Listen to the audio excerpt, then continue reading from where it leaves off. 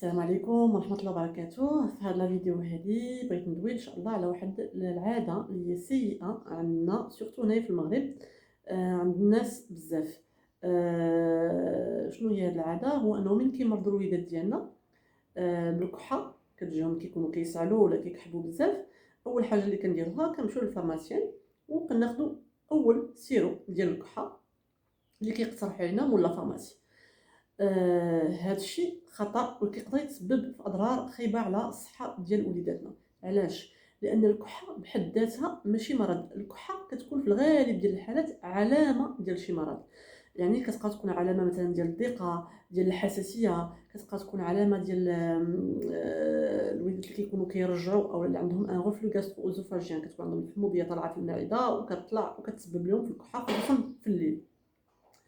دونك ماشي غير اجي وخذ السيرو بلا ما تعرف شنو هو السبب ديال الكحه.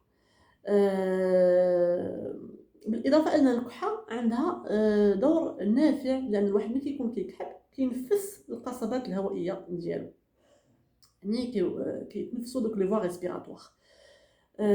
ثالث نقطه اساسيه، خاصكم تعرفوا بان لاجونس فيدرال دي ميديكامون او الهيئه الفيدراليه للادويه منعت منعا كليا في 2013 عن استعمال السيروات ديال الكحه عند الاطفال اللي كيقل العمر ديالهم عن 6 سنوات.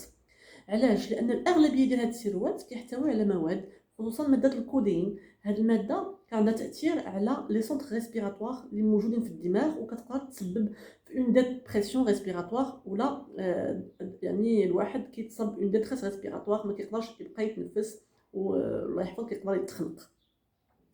بالاضافه الى ان السيروات ديال الكحه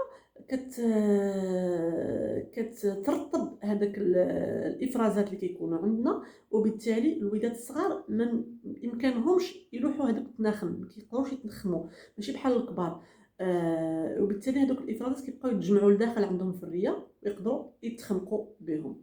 دونك فوالا هادشي بغيت نقول لكم في هذا الفيديو، ما تبقاوش تستعملوا السيروات ديال الكحه عند الوليدات الصغار بلا ما تعرفوا شنو هو السبب وبلا ما تعرفوا يعني المخاطر ديال هاد لي سيرو ديال الكحه.